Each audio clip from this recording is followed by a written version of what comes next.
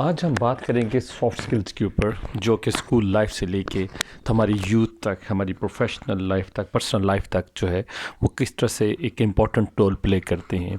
थोड़ी सी वीडियो जो है वो लंबी हो जाएगी, लेकिन ये सॉफ्ट स्किल्स जो हैं ये आपकी एकेडमिक लाइफ, आपकी प्रोफेशनल लाइफ और आपकी जो पर्सनल लाइफ है उसके ऊपर बहुत इम्पॉर्टेंट रोल जो है वो प्ले कर सकते हैं, अगर आप इन चीज़ों को आप सुने और इनको शेयर करें और इनको डिस्कस करें, अंडरस्टैंड करें। चलते हैं अपनी नेक्स्ट स्लाइड के ऊपर।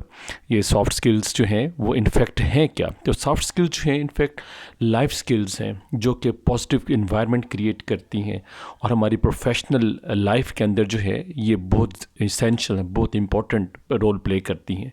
ये स्किल्स जो हैं ये इस्टेब्लिश्ड एंड डेवलप्ड करनी चाहिए और these can be established and develop, यानी हम इन्हें इस्टेब्लिश भी कर सकते हैं, डेवलप भी कर सकते हैं और इनको हमें इस्टेब्लिश और डेवलप करना चाहिए।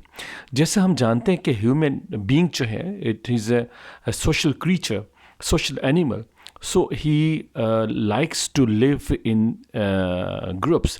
He likes to live among people, so he wants natural bonding, दूसरों के साथ रिलेशंस वो चाहता है। और सॉफ्ट स्किल जो है वो इस सिलसिले में उसकी हेल्प करती हैं कि वो ऑल टाइम लोगों में रहता है और किस तरह से ये अपने स्किल्स को जो है वो अपने लिए इम्पॉर्टेंट बना सकता है। That will continue to be important for all the people at all times. और सॉफ्ट स्किल जो हैं वो एक हैप्पी लाइफ और पीसफुल लाइफ गुजारने के लिए भी ज़रूरी हैं। और ये सॉफ्ट स्किल जो हैं it has to be accepted that soft skills make life easier, यानी हमारी जो लाइफ के अंदर कॉम्प्लिकेशंस हैं उनको ये स्किल्स, ये महारतें जो हैं ये जिनको आगे चल के हम डिस्कस करेंगे, जो इन को अपना लेता है, जो इनको स्टैब्लिश करता है या इनको डेवलप करता है, अपने अंदर नर्चर करता है, तो उसके लिए ये प्रोफेशनल सक्सेस भी लेके आती हैं, पीस भी लेके आती हैं और उनकी लाइफ के अंदर एक हैप्पीनेस जो है वो भी लेके आती हैं और उनको सोसाइटी के अंदर एक कंटेंटेड सिटीज़न यानी एक मुतमिन एक सिटीज़न जो है वो बनाती हैं। सॉफ्ट स्किल्स के ऊपर आजकल दुनिया भर में बहुत सारी जो है वो अटेंशन दी जा रही है और ये भी है इसमें कि सोशल आइसोलेशन जो है वो इंसान की वो भी हो रही है because of technology. Social media के ऊपर आप देख लें, हर बंदा जो है उसकी रीच है और हर बंदा सोशल टेक्नोलॉजी की वजह से आइसोलेशन का शिकार हो रहा है, अलग पसंद हो रहा है, हर एक के हाथ में मोबाइल है और इस वजह से उसके जो ये कमिंग जनरेशन है, जो यंग जनरेशन है, उसके जो एटीट्यूड है और बिहेवियर है उसके अंदर भी एक बहुत बड़ी चेंज आ रही है और ये एक उनके लिए एक हार्मफुल जो है वो एक फैक्ट उनकी लाइफ के ऊपर, उनकी पर्सनैलिटी के ऊपर जो है वो पड़ रहा है। अब हम बात करते हैं कि जो हमारी एम्प्लॉयमेंट है या हमारा जो वर्क है that always expects team work, that if we do work in like a team then we can achieve our goals or we can get success or we can get our aim of life, our aim of that business, our aim what we have, जो हमारी intention होती है तो हम एक team work के अंदर उस अपने टारगेट को जो है वो अचीव कर सकते हैं। लेकिन जो इलेक्ट्रॉनिक और डिजिटल टेक्नोलॉजी है इसने इंसान को सोसाइटी के अंदर बिल्कुल आइसोलेट करके रख दिया है। सॉफ्ट स्किल्स जो हैं ये इंस्ट्रूमेंट्स हैं, ये वो टूल्स हैं जो कि इस गैप को ब्रिज कर सकती हैं between individual demand by the work place, यानी जहाँ पे आप काम कर रहे हैं वहाँ पे आपकी डिमांड क्या है, आपसे रिक्वायरमेंट क्या है, आपसे जो है वो उस इदारे की, उस ऑर्गेनाइजेशन की डिमांड्स क्या है, and the socially isolated person, यानी जो एक सोशली सोसाइटी के अंदर अपने आप को इंसान एक मिसफिट या एक आइसोलेट सवर करता है और जो उसकी इदारे की जहाँ पे वो जॉब करता है, जहाँ पे उसकी एम्प्लॉयमेंट है, उसकी डिमांड्स क्या हैं, ये सॉफ्ट स्किल्स को अगर वो जानेगा कि सॉफ्ट स्किल्स क्या हैं, ये महारतें क्या हैं, ये टेक्निक्स क्या हैं, मेथडोलॉजीज़ ये क्या हैं, तो ये उस ब्रिज को, उस गैप को जो है ब्रिज कर सकती हैं, उस खला को जो है वो पुर कर सकती हैं। अब सॉफ्ट स्किल्स जो हैं वो क्या हैं? सॉफ्ट स्किल्स जिनको हमने पीछे जो है 2-3 स्लाइड्स देखा कि सॉफ्ट स्किल्स ऐसा कर सकती हैं, वैसा कर सकती हैं, ये सॉफ्ट स्किल्स हैं क्या? These are the set of skills that a person should possess in order to face life's daily challenges. कि ये वो स्किल्स हैं, ये वो महारतें हैं जिनको हर इंसान जो है वो अपनी रोज़ाना की ज़िंदगी के अंदर जो मुश्किलात उससे दरपेश होती हैं, जो चैलेंजेस उससे दरपेश होते हैं, उनको सक्सेसफुली जो है वो उनसे मीट अप कर सकते हैं, उनके साथ निमट सकता है और वो उनको बड़े पॉजिटिव वे के साथ उनको अडॉप्ट कर सकता है। This would build the self confidence. ये जब सेल्फ स्किल्स इंसान सीख जाता है तो उसके अंदर एक सेल्फ कॉन्फिडेंस पैदा हो जाता है, जिसमें वो लाइफ की जो चैलेंजेस हैं, जो मुश्किलात हैं, उनको बड़े अच्छे तरीके से टैकल कर सकता है। और ये देखने के, ये विजुलाइज करने के लिए, एक क्लियर पिक्चर देखने के लिए सॉफ्ट स्किल्स जो है वो क्या है, तो हम जो है वो देखते हैं कि हमारे पास ये नेक्स्ट जो पॉइंट आ रहे हैं, जो डेफिनेशंस आ रही हैं, ये क्या कहती हैं। Number 1, soft skills are the behaviours, these are the characteristics, ये खूबियाँ हैं, ये ट्रेड्स हैं that people demonstrate unconsciously and routinely. कि लोग जो हैं वो कॉन्शियसली नहीं, यानी वो एक शौरी तौर पे नहीं, वो लाशौरी तौर के ऊपर अपनी रोज़ाना की जो उनकी ज़िंदगी है उसमें वो उनकी खूबियों से जो है, उनके रवैये से जो है वो नज़र आती हैं।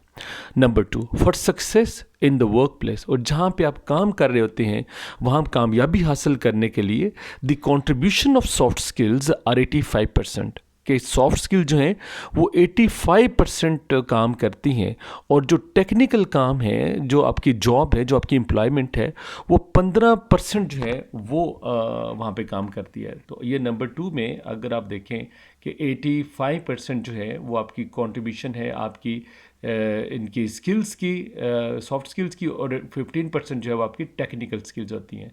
और नंबर 3 अगर आप देखें कि soft skills are learn through practical and experience. जो सॉफ्ट स्किल्स हैं वो प्रैक्टिस से आप सीख सकते हैं, प्रैक्टिकल लाइफ से आप सीख सकते हैं, एक्सपीरियंस से आप सीख सकते हैं। और नंबर 4 देखें, soft skills will take you higher in your position in profession, कि आपकी जो प्रोफेशनल लाइफ है उसके अंदर आपको ये हायर लेके जाती है। ठीक है, अगर आपकी लाइफ के अंदर, अगर आपकी जॉब के अंदर ये सॉफ्ट स्किल्स नहीं होंगी तो आप अपने प्रोफेशन के अंदर, ये प्रोफेशनल लाइफ के अंदर आप सक्सेस हासिल नहीं कर सकते। There are several important soft skills that are vital to overcome challenges। बहुत सारी जो हैं वो सॉफ्ट स्किल्स हैं जिनको आगे चल के हम डिस्कस करते हैं कि सॉफ्ट स्किल जो हैं वो क्या हैं, जिन हमारी जो चैलेंजेस हैं लाइफ के अंदर, उनके ऊपर हम काबू पा सकते हैं। वो कौन कौन सी हैं? तो नंबर 1 हम चलते हैं, understanding one self, innovative thinking, problem management, stress and emotional management, leadership, team work, communication. अब इनको 1 बाय 1 थोड़ा सा डिस्कस करते हैं। अंडरस्टैंडिंग वन सेल्फ क्या है? जिसे हम कहते हैं कि अपनी ज़ात का इल्म होना, खुद ही का इल्म होना। One of the major issues, one of the major problems that a person faces when reaching his or her life goal is not having understanding who he is or who she is, कि वो कौन है। ये lack of understanding जो है, या lack of knowledge जो है, कि आपको अंडरस्टैंड नहीं कर पाते आप क्या हैं, what are your characteristics, what are your positivities, what are your negativities. ठीक है, आपके अंदर क्वालिटीज़ क्या हैं, आपके करेक्टरिस्टिक्स क्या हैं, आपके अंदर जो है वो स्किल्स कौन कौन सी हैं, आपके अंदर जो एबिलिटीज़ कौन कौन सी हैं टू सॉल्व प्रॉब्लम्स एफिशिएंटली और to logically reach conclusion after assessing the pros and cons of the problems. जब तक आपको पता नहीं चलता कि प्रॉब्लम्स के प्रोज एंड कॉन्स क्या हैं, प्रॉब्लम क्या है, आप अपने आप को अंडरस्टैंड नहीं कर पाते, तो आप अपनी प्रॉब्लम को सॉल्व नहीं कर पाएंगे। ठीक है, तो try to solve your problems, then you can solve other problems. तो अंडरस्टैंड योर सेल्फ, अपने आप को पहचाने, अपनी ज़ात को पहचाने। Number 2, innovative thinking. इनोवेटिव क्या होती है? Innovation means creativity. आप जो है वो क्रिएटिविटी, इसमें आप देखें कि इनोवेशन जो है, आप कुछ चीज़ क्रिएट करते हैं तो in order to successfully overcome life challenges, कि हमने पहले अंडरस्टैंड किया कि हम कौन हैं, फिर आपने अंडरस्टैंड किया कि चैलेंजेस क्या हैं, फिर आपने देखा कि लाइफ के जो चैलेंजेस हैं इनके ऊपर ओवरकम, यानी इनके ऊपर कंट्रोल कैसे कर सकते हैं। जो हमारी लाइफ के ऑब्स्टेकल्स हैं, जो टैबूज़ हैं, जो हर्डल्स हैं, कॉम्प्लिकेशंस हैं, उनके ऊपर हम कैसे काबू डाल सकते हैं। तो one should free himself of the traditional ways of thinking. हमारी बहुत सारी प्रॉब्लम्स हम उनके ऊपर ओवरकम नहीं कर पाते because we have traditional way of thinking. हमारा जो सोचने का अंदाज़ है वो ट्रेडिशनल है, उसके अंदर इनोवेशन नहीं है, उसके अंदर जो है वो एक न्यूनेस नहीं है, नोवेलिटी नहीं है, क्रिएटिविटी नहीं है, हमारा न्यू वे ऑफ थिंकिंग नहीं है, हमारा क्रिएटिव वे ऑफ थिंकिंग नहीं है. और एम्प्लॉइंग सच नोवल मेथड्स, जब हम इन नोवल मेथड्स को, न्यू मेथड्स को हम अप्लाई करते हैं तो फिर हमारे अंदर जो है ये एक एबिलिटी पैदा होती है कि हम इन चैलेंजेस को, इन ऑब्स्टेकल्स को एक नए तरीके से हम लेके चलते हैं और उनके ऊपर हम ओवरकम करते हैं, इन पे काबू डाल लेते हैं. Number 3 is problem management. कि जब आपको प्रॉब्लम का, इशू का पता चल जाता है, आप उनको मैनेज करते हैं और आप उनको फेस करते हैं, आप ये बिलीव करते हैं कि facing problems these are part and parcel of your daily life, तो आप उन प्रॉब्लम्स को हैंडल करते हैं सक्सेसफुली. तो मैंने जैसे पहले बात की कि know yourself, then know your issue or problem, then try to overcome those problems through innovation, through creativity, then आप अपनी जो है प्रॉब्लम्स को हैंडल कर लेते हैं सक्सेसफुली. नंबर 4 पे चलते हैं, that is stress and emotional management. Two of the major causes behind stress are a person's work environment and the complex social background. Also, there is a direct link between time management, stress management. समझते हैं इसको कि stress management क्या है और emotional management क्या है. Stress होता है दबाव, इमोशन होते हैं जज्बात. तो over work directly affects your stress level. अगर आप किसी जगह काम करते हैं और बहुत ज़्यादा काम आप वहाँ पे करते हैं तो डेफिनेटली आप स्ट्रेस का शिकार हो जाएंगे. आपका ऊपर जो है वो बर्डन होगा, आपके ऊपर जो है वो मैटर्स, जो प्राइवेट मैटर्स हैं उनका बर्डन होगा और आपकी एफिशिएंसीज को वो डिक्रीज़ करते चले जाते हैं और आपकी जॉब को जो है वो नेगेटिवली अफेक्ट करते हैं.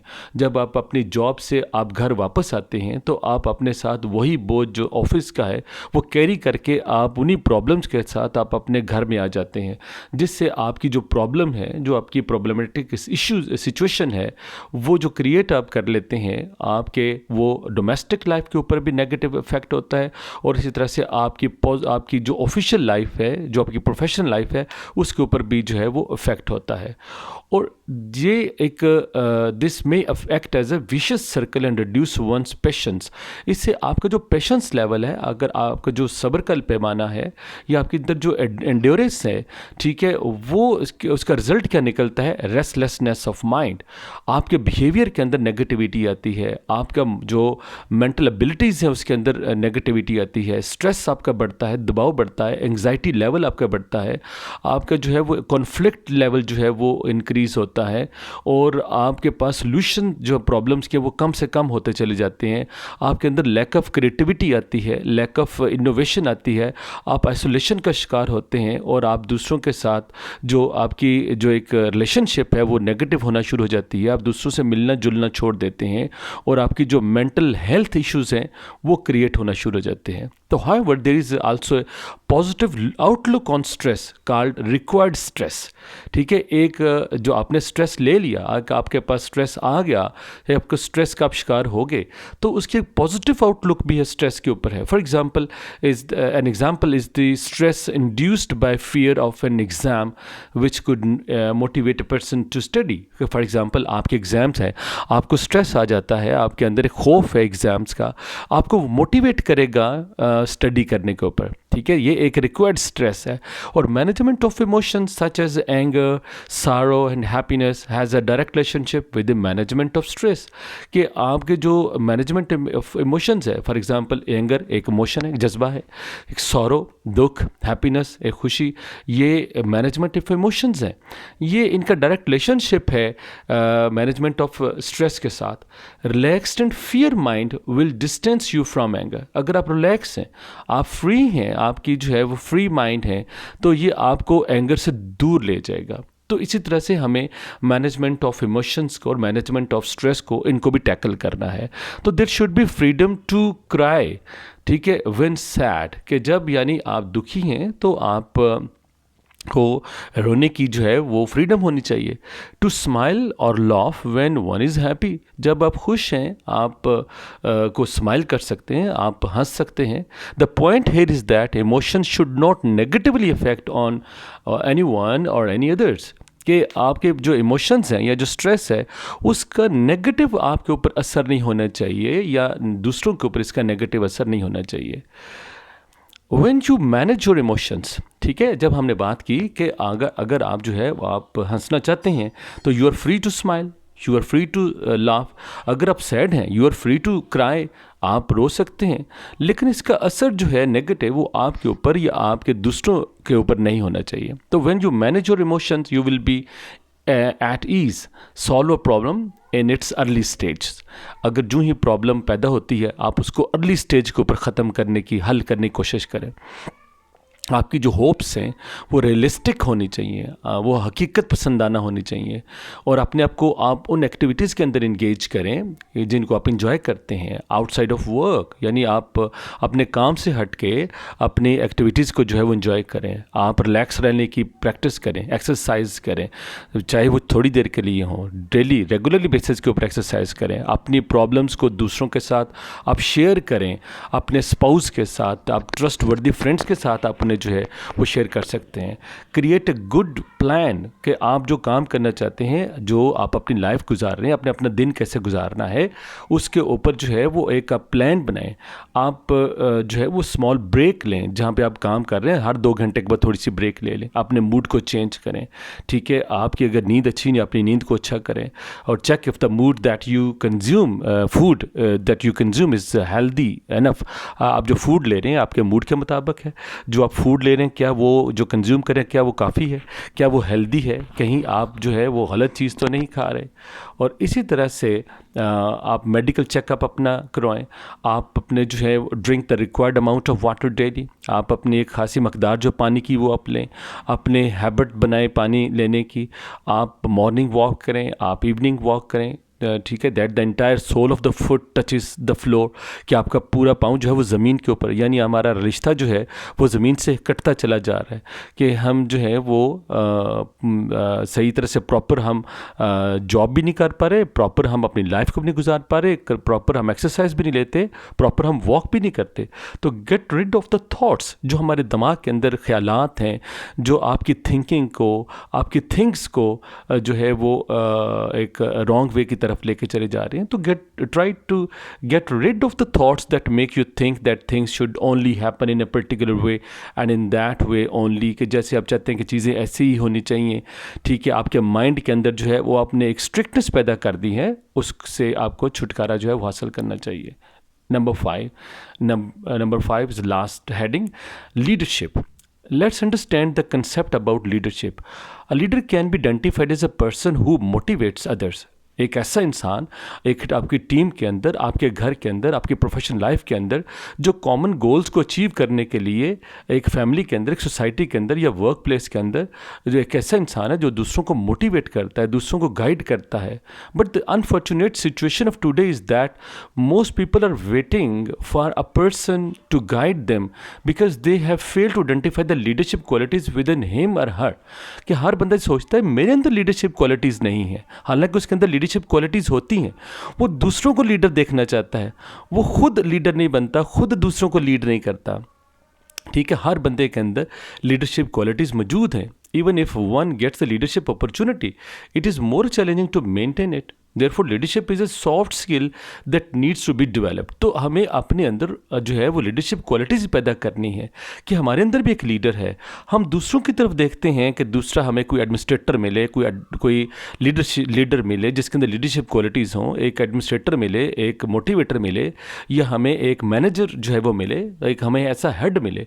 तो आप अपने लीडर खुद हैं, आप अपने हेड खुद हैं, आपके अंदर एक मेंटोर है, आपके अंदर एक जो है वो एक मॉनिटर भी है, आपके अंदर एक लीडर भी है, आपके अंदर एडमिनिस्ट्रेटर भी है, आपके अंदर जो है वो एक मोटिवेटर भी है, एक स्किल्ड पर्सन भी है, कि जो आप अपने आप को गाइड कर सकते हैं, आप अपने आप को उस क्वालिटी के ऊपर जो है वो लेके आ सकते हैं।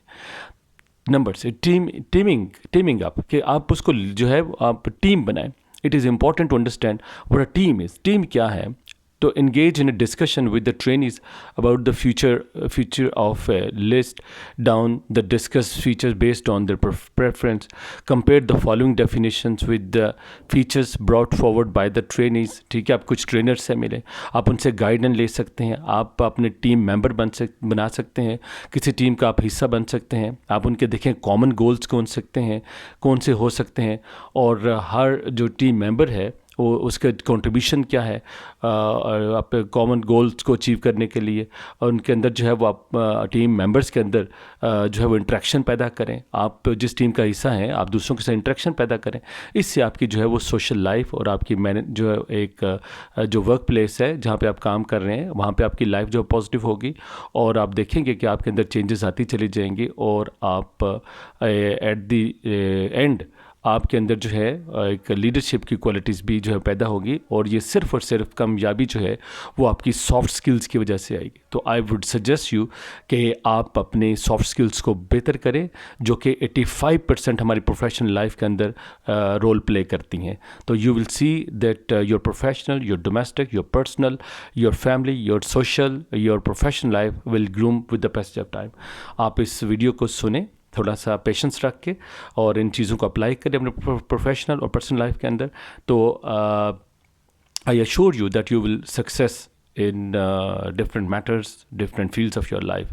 आप मेरे चैनल को लाइक करें, सब्सक्राइब करें, और वीडियो को लाइक करें, शेयर करें। Thank you very much. अपना बहुत सा ख्याल रखिएगा। इंशाल्लाह नेक्स्ट किसी वीडियो के साथ आपकी खिदमत में दोबारा हाज़िर होऊंगा। Thank you very much.